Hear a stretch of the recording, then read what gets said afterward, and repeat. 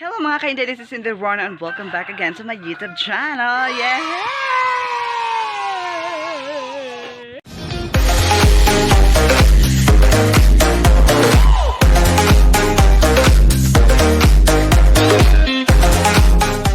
So yun na nga mga kainday, good morning.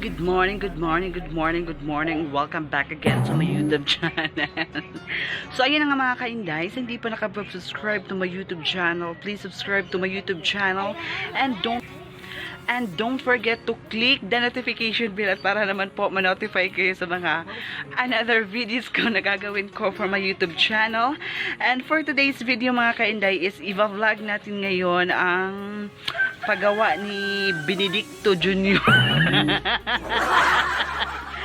ng suman. Kasi may nag-order sa kanya ng suman mga kainday na 150 pieces. Pieces. So, ayan na mga kainday. Tutulungan ko yung amo ko. Ako yung mag-ano ng dahon. Basta. So, ayan mga kainday. Kumusta kayong lahat dyan, ha? Huwag kayong mag-ano mga kainday. Stay safe always and always say a prayer. Always po tayong malangin sa Panginoon na bigyan tayo niya ng malusog na katawan at mga blessings. Ayun na mga kainday. Ipapakita ko sa inyo mga procedure saan pagbuhat o kuan suman diri sa Davao Oriental. So ayun na nga, ipapakita ko sa inyo mga kainday yung procedure. Ayan. Let's go. Sana all mag-comment ko yung lahat. Ayan mga kainday, nang hunaw na siya gahapon pa. Ayan, nang hunaw na siya. Ito nga na yung kamot o chlorine. Para tangtang ang mga germs. Buyo dong ba?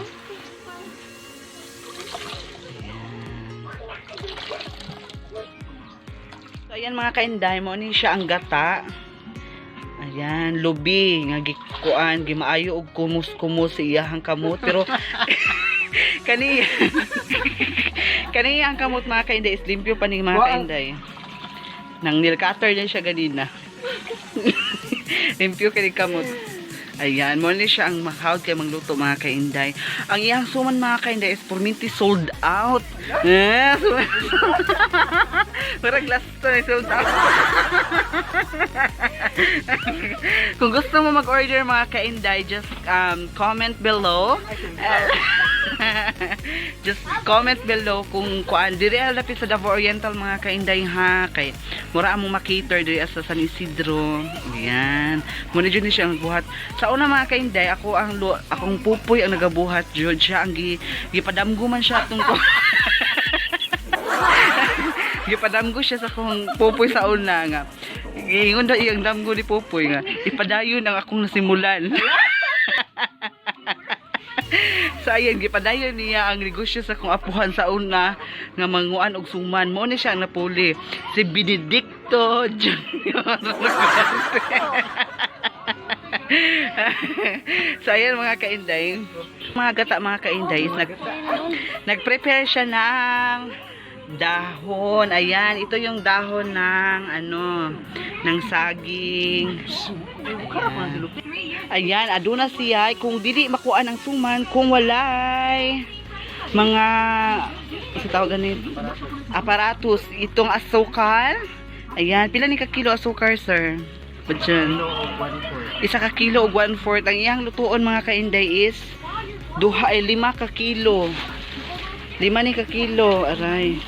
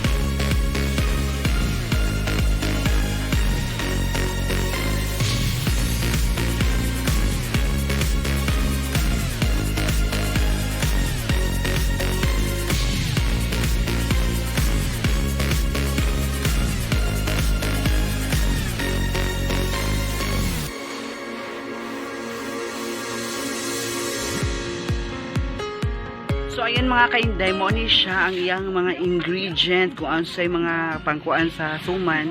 Ipapakita ko sa inyo mga kainday. Let's go!